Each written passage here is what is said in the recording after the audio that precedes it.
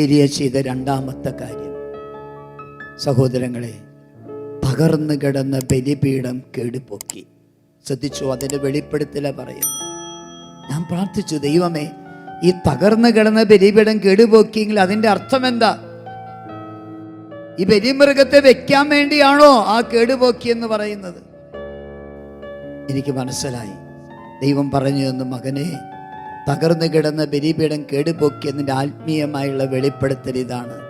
തകർന്നു കിടക്കുന്ന സ്നേഹബന്ധങ്ങൾ നേരെയാക്കിയാലേ ദൈവത്തിൻ്റെ അഗ്നി ഇറങ്ങി വരികയുള്ളൂ.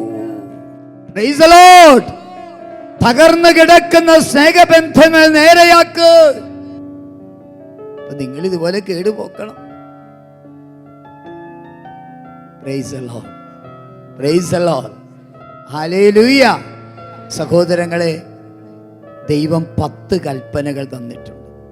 ഈ 10 കൽപ്പനകളിലെ 9 കൽപ്പനകൾ ലംഘിക്കുമ്പോൾ സ്നേഹബന്ധത്തിന്റെ ബലിപീഠം തകർത്തിടുകയാണ്. ബൈബിളിൽ നിന്ന് വരാം. ബൈബിളിൽ നിന്ന് ദൈവം മനുഷ്യനോട് 2 ചോദ്യങ്ങൾ ചോദിച്ചിട്ടുണ്ട്.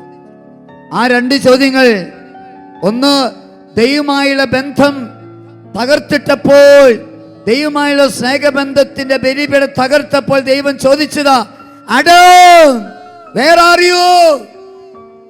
ഏദൻ തോട്ടത്തെ സൃഷ്ടിച്ച് ആ തോട്ടത്തിലേക്ക് ആദത്തെ ഹവ്വയും ആക്കിയപ്പോൾ ദൈവം പറഞ്ഞു ആ സ്നേഹബന്ധത്തിന്റെ ബലിപീഠത്തെ കുറിച്ച്, ഈ തോട്ടത്തിലെ എല്ലാ മരങ്ങളെയും പഴം തിന്നോ, പക്ഷെ നടുക്ക് നിൽക്കുന്നതിനെ മാത്രം തിന്നരുത്. അത് തിന്നുന്ന ദിവസം നിങ്ങൾ മരിക്കും.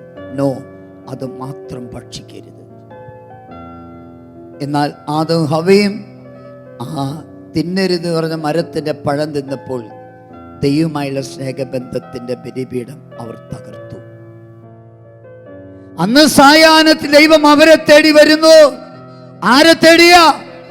താനുമായുള്ള സ്നേഹബന്ധത്തിന്റെ ബലിപീഠം തകർത്തിട്ട ആദത്തിന്റെ ഹവ്വയുടെ അടുക്കലേക്ക് ദൈവം വരികയാണ്. ദൈവം അവരോട് ഉല്ലസിക്കാൻ വരാറ്.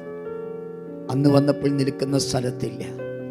ദൈവം വിളിച്ചു, ആദം, മിണ്ടുന്നില്ല. എന്ന് ഓടിച്ചെല്ലുന്നതാ.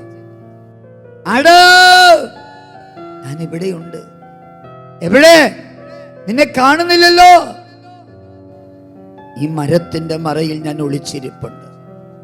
അതെന്താ ഒളിച്ചിരിക്കുന്ന? ഇന്ന് എനിക്ക് നിന്നെ പേടിയാ. എനിക്ക് നിന്നെ പേടിയ. ദൈവം ചോദിച്ചു, ഞാൻ തിന്നരുതെന്ന് പറഞ്ഞ ആ മരത്തിന്റെ പഴം നീ തിന്നുവല്ലേ? അവൻ പറഞ്ഞു, നീ എനിക്ക് തന്ന അവളുണ്ടല്ലോ, അവൾ എന്നെ കൊണ്ടാ തെറ്റി ചെയ്യിച്ചത്. സഹോദരങ്ങളെ, ദൈവമായുള്ള സ്നേഹബന്ധം ആദവും ഹവ്വയും തകർത്തപ്പോൾ ദൈവം ചോദ്യമായി വന്നു, നീ എവിടെ? ഇവിടെ ഇരിക്കുന്ന ഓരോ വ്യക്തിയുടെ മുൻപിലും ഈ ചോദ്യവുമായി ദൈവം വരും.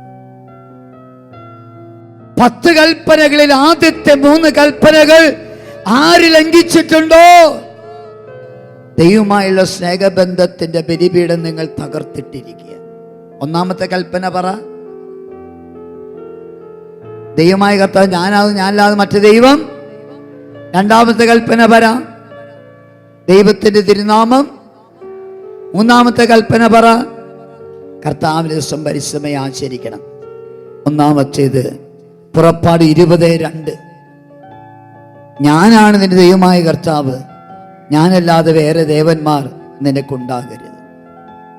അപ്പോൾ ശ്രദ്ധിച്ചു, ദൈവത്തെ വിട്ട് അന്യദൈവങ്ങളെ ആരാധിച്ചിട്ടുണ്ടെങ്കിൽ, ദൈവത്തേക്കാൾ അധികമായി വിശുദ്ധർക്ക് സ്ഥാനം കൊടുത്തിട്ടുണ്ടെങ്കിൽ, ദൈവത്തേക്കാൾ അധികമായി വ്യക്തികൾക്ക്, പണത്തിന്, സൗന്ദര്യത്തിന്, പഠനത്തിന്, പഠിപ്പിന് പ്രാധാന്യം കൊടുത്തിട്ടുണ്ടെങ്കിൽ, സ്ഥാനം കൊടുത്തിട്ടുണ്ടെങ്കിൽ അത് ഒന്നാമത്തെ കൽപ്പനയുടെ ലംഘനമാണ്.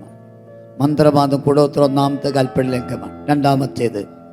രണ്ടാമത്തേത് പുറപ്പാട് 20:7, നിന്റെ ദൈവമായ കർത്താവിൻ്റെ നാമം വൃഥ ഉപയോഗിക്കരുത്.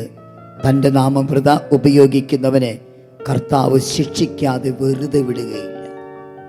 നീ കർത്താവിന് നാമം പറഞ്ഞു ആളെയിടുന്നുണ്ടെങ്കിൽ, യേശുവാണേ സത്യം, ദൈവമാണേ സത്യം, കർത്താവാണേ സത്യം,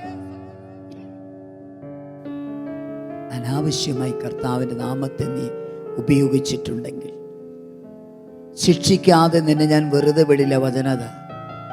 കാരണം ഇതാ ബലിപീഠം തകർത്തിട്ടിരിക്കുക. മൂന്നാമത്തേത് എസെക്കിയേൽ 20:20. എൻ്റെ സാബത്ത് നിങ്ങൾ വിശുദ്ധമായി ആചരിക്കണം. എൻ്റെ സാബത്ത് വിശുദ്ധമായി ആചരിക്കണം. ഞായറാഴ്ച ഇന്നിപ്പോൾ സാബത്ത് അതാണല്ലോ, വിശുദ്ധമായിട്ട് ആചരിക്കുക. ഈ 3 കൽപ്പനകൾ നിങ്ങൾ ലംഘിച്ചിട്ടുണ്ടെങ്കിൽ ദൈവമായുള്ള സ്നേഹബന്ധത്തിൻ്റെ ബലിപീഠം നിങ്ങൾ തകർത്തിട്ടിരിക്കുക. ഇന്ന് പശ്ചാത്തപിക്കണം. ആരാധനയും ദൈവത്തോട് മാപ്പ് ചോദിക്കണം. ഇല്ലേ, അഗ്നി ഇറങ്ങി വരില്ല. 2 കരം ഉയർത്തിപ്പിടിച്ചേ. ഹല്ലേലൂയ.